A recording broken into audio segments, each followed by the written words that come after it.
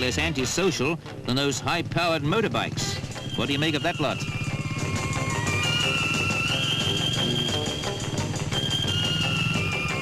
But maybe we judge the rip-roaring kids of today too harshly or lump them unfairly together because look at this map. This is a map of emergencies, of incidents in which quick action is essential.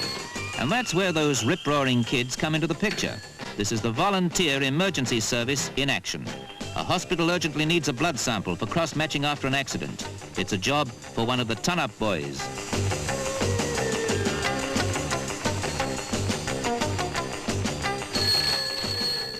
Tony Roper is just one member of the Voluntary Hospital Messenger Service that is now nationwide.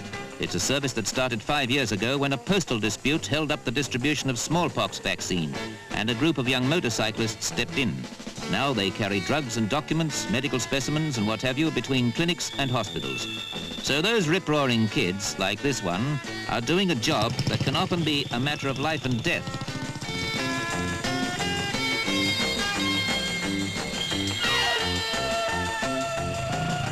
That boy isn't being paid for his services. In fact, he pays for the privilege of being a member of the Volunteer Emergency Service. And he guarantees to keep his motorbike in trim and at the ready for a call that could come at any hour of the night.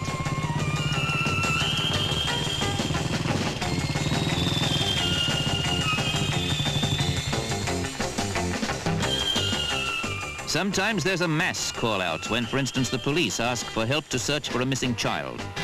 They'll take on any job that is useful to the community that doesn't cut across any commercial or trade union interests.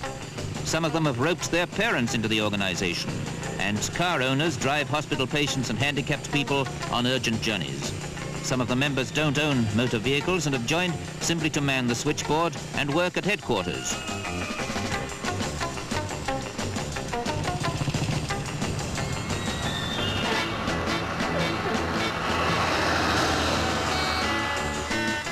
Mission accomplished, and the next job he's called on to do may be less dramatic. A lot of the deliveries they make are routine. But the thing is that members of the Volunteer Emergency Service love driving, and they get more satisfaction out of it when they're driving in a good cause and doing a job for the community. So we've all got to think again about some, at least, of the rip-roaring kids you see revving up their noisy motorbikes. The nurses and doctors have given them a very clean bill of health.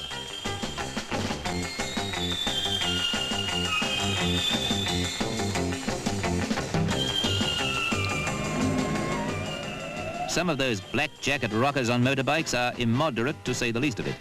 But don't brand them too hastily. This lot, for instance, are members of the famous 59 Club in London's Paddington, where the ton-up parson, Father Shergold, shares the sport they've turned into a social service.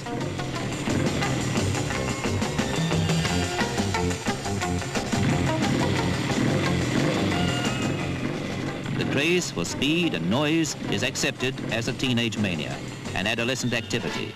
But some kids get bitten by the bug a good deal earlier these days.